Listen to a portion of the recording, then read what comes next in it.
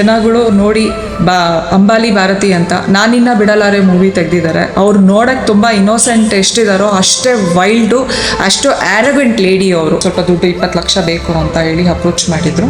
ಪಾಪ ಹೆಣ್ಮಗು ಏನೋ ಕಷ್ಟಪಡ್ತಾ ಇದ್ದಾಳೆ ಅಂತ ಹೇಳಿ ನಾನು ಸ್ವಲ್ಪ ಒಡವೆನ ಫ್ಲಡ್ಜ್ ಮಾಡಿ ಸ್ವಲ್ಪ 20 ಲಕ್ಷ ನಾನು ಅವ್ರಿಗೆ ಅರೇಂಜ್ ಮಾಡಿ ಕೊಟ್ಟಿದ್ದೆ. ಆದ್ರೂ ನಾನು ಕೊಡ್ತೀನಿ ಅಂತ ಪ್ರಾಮಿಸ್ ಮಾಡಿದ್ರು 3 ತಿಂಗಳ ಒಳಗಡೆಗೆ. ಅದ್ರ ಪ್ರಕಾರವಾಗಿ ನನಗೆ ಅಗ್ರಿಮೆಂಟ್ ಕೂಡ ಮಾಡಿ ಕೊಟ್ಟಿದ್ದಾರೆ ಅವರು. ಹಾಗೆ ಇದ್ರು ತುಂಬ ಚೆನ್ನಾಗಿ ಮಾತಾಡ್ತಾರೆ. ಅವ್ರು ಮಾತಾಡೋದು ನೋಡಿದ್ರೆ ಎಂಥವ್ರು ಹೇಳೋಕ್ಕೆ ಆಗಲ್ಲ ಅವ್ರು ಮೋಸ ಮಾಡೋರು ಅಂತ. ಎಲ್ಲ ಏನು ಪ್ರಾಮಿಸ್ ಮಾಡಿದ್ರು ರಿಲೀಸ್ ಆಗಿದ್ದ ಕೂಡಲೇ 20 ಲಕ್ಷ ಕೊಡ್ತೀನಿ ಅಂತ ಅದನ್ನು ಕೊಡಲೇ ಇಲ್ಲ. ನಮ್ಮನ್ನು ಬ್ಲಾಕ್ ಮಾಡೋಕ್ಕೆ ಶುರು ಮಾಡಿದ್ರು. ಫೋನ್ ಮಾಡಿದ್ರೆ ಕೆಟ್ಟದಾಗೆಲ್ಲ ಬೈಯೋಕ್ಕೆ ಶುರು ಮಾಡಿದ್ರು. ಕೊನೆಗೆ ಫೋನ್ಸ್ ಎತ್ತದೇ ನಿಲ್ಲಿಸ್ಬಿಟ್ರು. ಇಲ್ಲಿ ಬಸವೇಶ್ವರ ನಗರದಲ್ಲಿದ್ದರು, ಏಕಾಏಕಿ ಅಲ್ಲಿಂದ ಮಾಯನೇ ಆಗೋದ್ರು. ಎಲ್ಲಿ ಹೋದ್ರು ಅಂತಲೇ ನಮಗೆ ಗೊತ್ತಾಗಲಿಲ್ಲ. ಟೈಮೂ ಆಗ್ತಾಯಿದೆ, ಫೋನ್ಗೂ ಬರ್ತಾಯಿಲ್ಲ, ಪೊಲೀಸ್ ಅವ್ರಿಗೂ ರೆಸ್ಪಾಂಡ್ ಮಾಡ್ತಿಲ್ಲ ಅವ್ರು. ಇವಾಗ ಅವರು ಮೊಸಳೆ ಕಣ್ಣೀರಿಗೆ ನಾವು ಕರ್ಗೋಗಿ ದುಡ್ಡು ಕೊಟ್ಬಿಟ್ವಿ 20 ಲಕ್ಷ. ಇನ್ನು ಇದೇ ಥರ ಎಷ್ಟು ಜನ ನ್ಯಾಮರ್ಸಿದಾರೋ ಗೊತ್ತಿಲ್ಲ ನಮಗೆ.